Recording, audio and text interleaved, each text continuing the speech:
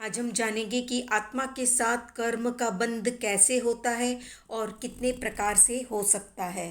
तो कर्म और आत्मा का एक दूसरे के साथ संबंध होना बंध कहलाता है। जैसे ही कर्म वर्गना का आत्मा के साथ बंध होता है, उसी समय उसमें 4 अंशों का निर्माण होता है।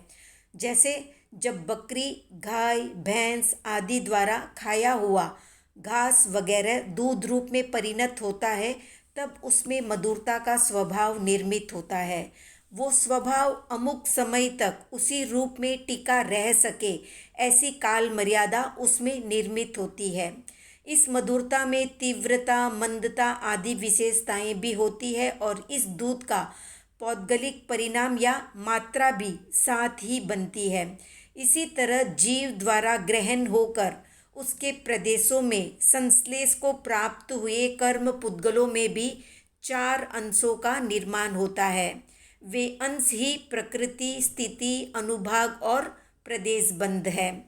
इन चारों में प्रकृति और प्रदेश बंध योग के कारण और स्थिति बंध और अनुभाग बंध कसाई के कारण होते हैं। योग के कारण इसलिए होते हैं क्योंकि योग के कम या अधिक भाव पर ही प्रकृति और प्रदेश बंध का कम या ज़्यादा भाव निर्भर करता है। इसी प्रकार कषाय के कारण इसलिए है कि कषायों की तीव्रता और मंदता पर ही बंध की स्थिति और अनुभाव की अल्पता अधिकता निर्भर करती है। ये चारों प्रकार के कर्म बंध अलग अलग नहीं, एक साथ आत्मा में विभिन्न रूपों में बंधते हैं। सबसे पहले जानते हैं प्रकृति बंध के बारे में। प्रकृति का अर्थ है स्वभाव। कर्म पुद्गलों में जो ज्ञान को आवरण करने की, दर्शन को रोकने की, सुख दुख देने की आदि जो स्वभाव बनता है, वही स्वभाव निर्माण प्रकृति बंध है। कुल 8 कर्म है, इनकी 148 उत्तर प्रकृतियां है।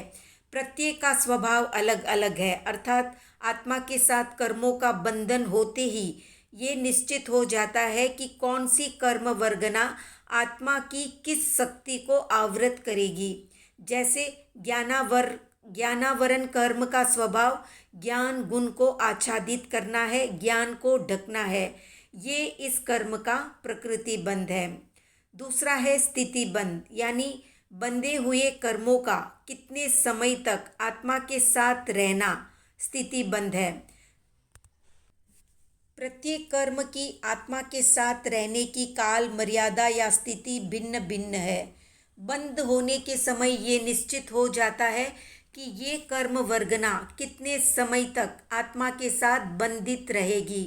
विभिन्न कर्मों के बंध की जघन्य और उत्कृष्ट स्थिति अलग अलग होती है। तीसरा है रस बंध या अनुभाग बंध, यानी कर्मों का फल देने की जो शक्ति है उसको अनुभाग बंध या रस बंध कहते हैं।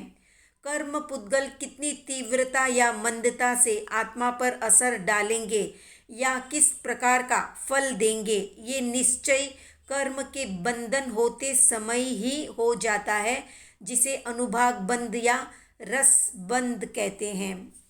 चौथा है प्रदेश बंध। कर्म परमाणु का समूह प्रदेश है। प्रदेशों की कम अधिक संख्या के आधार पर प्रदेश बंध होता है।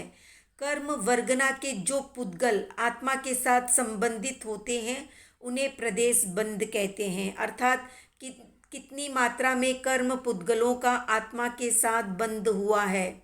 सबसे कम प्रदेश आयुष्य कर्म का होता है और सबसे अधिक प्रदेश वेदनीय कर्म का माना गया है। एक इंजेक्शन के उदाहरण के द्वारा हम प्रदेश, प्रकृति, रसबंध या स्थितिबंध को समझते हैं। सबसे पहले जानते हैं कि प्रदेश बंध कैसे होता है। जिस प्रकार किसी को इंजेक्शन देने पर दवा शरीर में जाती है, उसी प्रकार कर्म के वर्गना आत्म प्रदेश पर पहुँचते हैं, तब प्रदेश बंध होता है। अब जानते हैं प्रकृति बंध के बारे में। जिस प्रकार इंजेक्शन का अलग अलग असर होता है, अलग अलग स्वभाव होता है और वे शरीर पर अलग अलग असर दिखाते हैं। किसी से बुखार उतरता है, किसी से शक्ति का अनुभव होता है, उसी प्रकार कोई कर्म पुद्गल आत्मा के ज्ञान गुण को ढकता है, कोई दर्शन गुण को ढकता है। तो कर्म पुद्गलों के इस असर को प्रकृति बंध कहते हैं। अब जानते हैं रसबंध या अनुभाग बंध के बारे में। जैसे इंजेक्शन अलग अलग पावर का होता है, कोई कम पावर का और कोई ज़्यादा पावर का, उस इंजेक्शन का असर भी तीव्र और मंद होता है। उसी प्रकार कर्म का असर भी तीव्रता मंदता वाला होता है। जिस रस से कर्म उदय में आने वाला होता है, उस रस के बंध को जो निश्चित करता है वो अनुभाग बंध होता है। स्थिति बंध, जैसे इंजेक्शन देने के थोड़े समय पश्चात उसका असर शुरू हो जाता है और वो असर कुछ घंटे या कुछ दिन तक रहता है। उसी प्रकार कर्म बंद होने के थोड़े समय पश्चात उसका असर प्रारंभ हो जाता है। वो असर कितने समय तक रहेगा वो स्थिति बंध है। जैन आगमों में कर्म बंध को लड्डू के दृष्टांत के द्वारा समझाया गया है।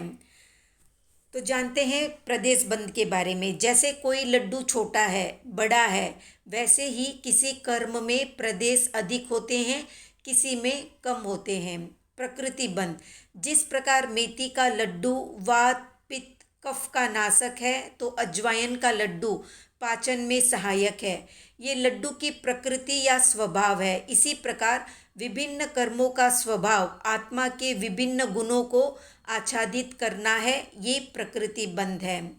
रस बंध या अनुभाग बंध, जिस प्रकार किसी लड्डू में मधुर रस होता है और किसी में कटु रस होता है, या कोई लड्डू कम मीठा और कोई अधिक मीठा होता है, उसी प्रकार किसी कर्म का विपाक फल तीव्रतर और तीव्रतम होता है, तो किसी का मंद मंदतर और मंदतम होता है।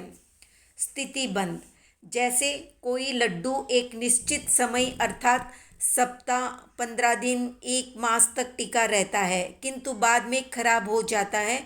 उसी प्रकार निश्चित समय तक कर्म परमाणु आत्मा से चिपके रहते हैं, उसके बाद अलग हो जाते हैं। ये कर्मों का स्थिति बंध है। तो ये थी कर्म बंध से संबंधित संक्षिप्त जानकारी। आज का प्रश्न है कि किस कर्म के उदय से जीवन में अड़चनें, रुकावटें और बाधाएं आती है। कमेंट में बताएं। वीडियो पसंद आया तो लाइक शेयर सब्सक्राइब।